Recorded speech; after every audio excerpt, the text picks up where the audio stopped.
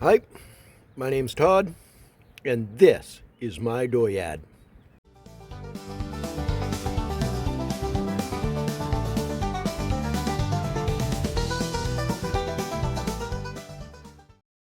As you can see, some more of that damn white shit fell last night.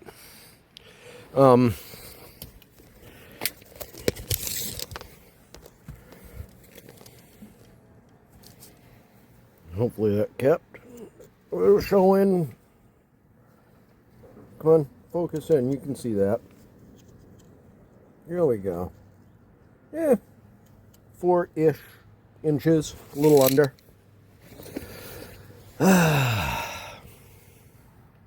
It's currently 18 degrees foolish. That makes it and negative 7.778 degrees civilized. And I've only got this one day. I've got some plans to reinforce the tent structure some. I'm going to figure some shit out. All right. Bring you back. I get a little bit of shit moved around and set up. Okay, so this was my idea to reinforce the tent some. I got a piece of strapping that is the same distance as from that corner to that corner down there, running over to there, and the same thing all the way up the sides. You can see I got these stays tied on here. They ain't super tight, but they should provide quite a bit of rigidity. And I ran out of rope, so I still need, I don't know, that was 200 feet, so probably another 3. I don't know what I'm going to do in the front, but making this scarf joint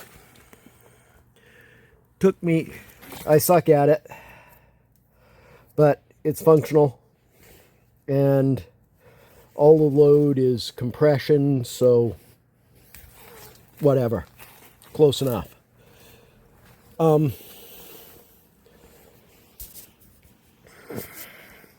So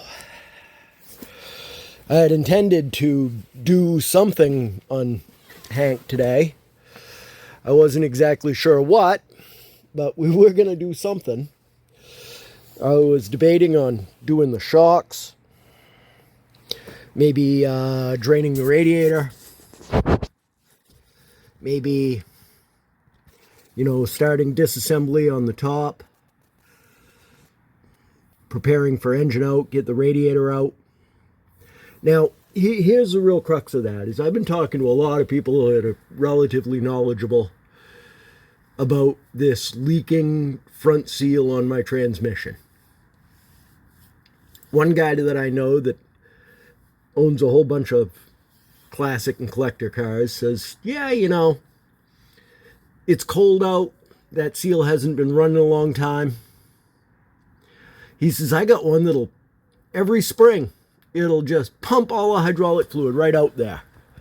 And then if I fill it back up, it'll be fine all summer. I park it in the winter. I bring it out in the spring, and it'll pump itself dry every time. These guys are telling me, take the engine out, do the seal in the transmission, in the car, and then put the engine back in, forget it. Don't fix it if it ain't broke. But I'm kind of the mind that I want to drive this car. I want it to be relatively,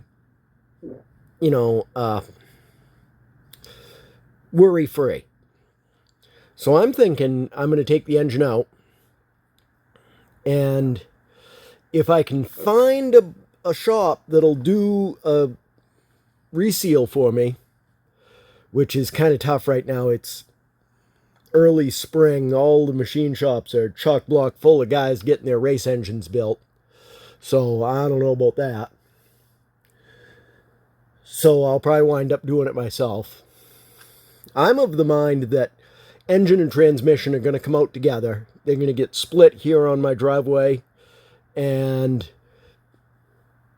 One of them's going to go into storage for a bit, and the other one is going to get disassembled, resealed, reassembled, and then swap around. Probably do the engine first, get it ready to go, then do the transmission, take it up, clean it, take it all apart. So what do you guys think? Is that the way I ought to do it? Or am I just being anal and dumb? I don't know. But I think all my rope stays and crap should help, I hope. Hey, look, it's halftime at DeMillo's. You get that if you're local. So, yeah. Let me know what you guys think, which I should do, whether I should just do that one seal with the transmission staying in the car, or if I should take it out and do everything. I mean, it's probably not long before it starts leaking out the back, or every fucking seal and O-ring and gasket in that, both the engine and end transmission, are probably moments from failure, is kind of what I'm thinking.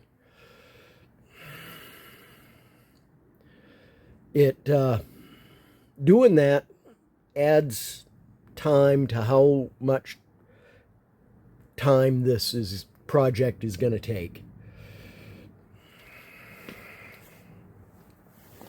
I'm confident in my ability to do such a thing. It's just a matter of the time to do it. I think I'm going to just forge ahead with trying to make that happen. I appreciate you guys sticking with me. Hopefully Tuesday I should be able to post again. And it's probably going to be... Well, the Hank's in the air right now, so probably let's start with the really difficult pain in the ass shit underneath. Get the exhaust off the headers. That's going to be most difficult. Transmission cross member slackened off. Motor mounts loosened. What else is underneath there? The transmission shift linkage needs to be disconnected. Fuel line needs to be disconnected. Probably drain the radiator. If I can get all that done on Tuesday, well, I still got to finish up my reinforcement job on this tent, and I want to scoot the whole tent forward so that it's right tight up against the tail of Hank here. See, I can take this room out and move it, so that it's real close here. So that, the tent wall is really close to the back, and gain that room in the front, because right now it's right up against the front of the car. Yeah, but I think this idea of reinforcing the tent is going to go a long ways towards keeping shit upright and off the car. I got new tires. Haven't got them on yet, but they're kind of in the wheel well. Because of the shape of the wheel well, I got to lift the body a little bit off the car to get enough room in here. But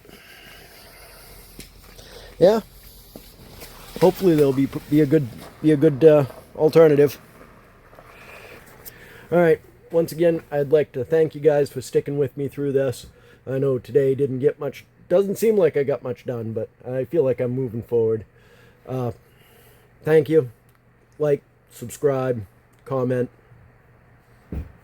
Catch you next time. This has been Empty Pockets production.